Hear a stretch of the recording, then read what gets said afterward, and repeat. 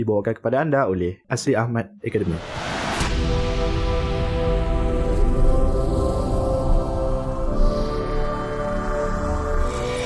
Di dalam satu cerita seseorang yang dia penjaga keamanan di satu daerah, sehingga satu hari ketika dia pergi ke tepi pantai, dia terjumpa dengan seorang nelayan yang baru kembali memancing ikan.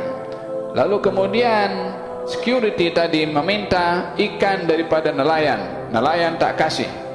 Kemudian kata security tadi, saya akan beli. Nelayan pun tak kasih sebab nelayan itu akan memanfaatkan untuk dirinya atau keperluan yang lain. Falhasil dia tunjuk kuasa sebagai seorang security, sebagai penjaga keamanan, maka dipukullah kepala si nelayan tadi.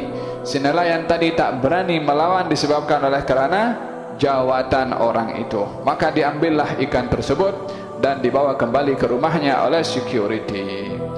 Berlalu waktu, si security tadi ditimpa sakit pada jarinya, dan tidak berlalu satu hari demi hari, melainkan jarinya bertambah sakit satu kepada yang lain, sehingga dikatakan dengan penyakit yang menakutkan, yang penyakit yang sampai menyebabkan tangannya itu banyak berulat, sehingga satu hari dia pun terduduk di bawah pokok dan dia tertidur. Dilihat di dalam mimpi seorang itu bahwasanya perbuatan ini disebabkan karena perbuatan zalimnya kepada si nelayan yang diambil ikan olehnya. Maka dicarilah nelayan itu dan dia datang kepadanya, kemudian mengatakan kepada nelayan tadi, mengatakan kepadanya, "I'tiqni, bebaskan saya daripada sumpahan kamu, daripada doa kamu." Kata si lelaki tadi. Maka si nelayan tadi mengatakan, "Saya tak kenal kepada kamu." Nelayan itu dah lupa sebab sudah lama berlalu. Maka diberitahukan, "Sayalah dulu yang pukul kamu," katanya. Falhasil si nelayan tadi pada akhirnya melihat keadaannya yang begitu menakutkan dan begitu menjijikkan, dia pun berdoa kepada Allah. Kalau geramnya dan marahnya, dendamnya si nelayan tadi kepada orang yang zalim tadi bahwasanya sudah dihalalkan oleh nelayan tersebut, maka gugurlah sedikit demi sedikit daripada ulat-ulat itu, sehingga mulailah keadaannya mulai membaik. Maka si nelayan tadi dipanggil oleh si security, dibawa pergi ke rumahnya, diberikan hadiah demi hadiah, sampai terakhir kata si security tadi bertanya kepada nelayan tadi, "Kal apa yang kamu kata setelah aku pukul kamu dan aku ambil ikan milik kamu?"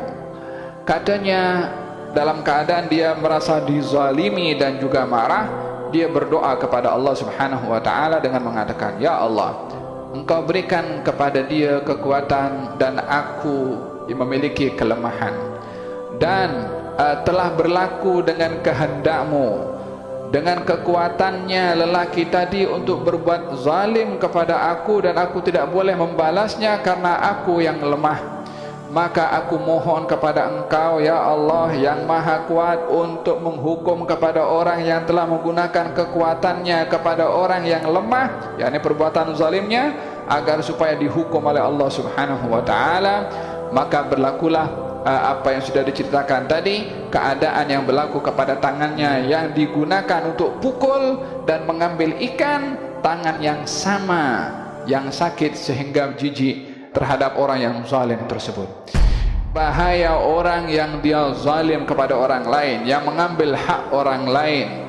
Ya, mungkin boleh terselamat di dunia, ya mungkin boleh tidak dibicarakan di dunia, namun ianya tidak akan terlepas nanti di akhirat. Hakadha baginda mengingatkan, wattaqi da'watal mazlum, hati-hati kamu daripada doa orang yang dizalimi.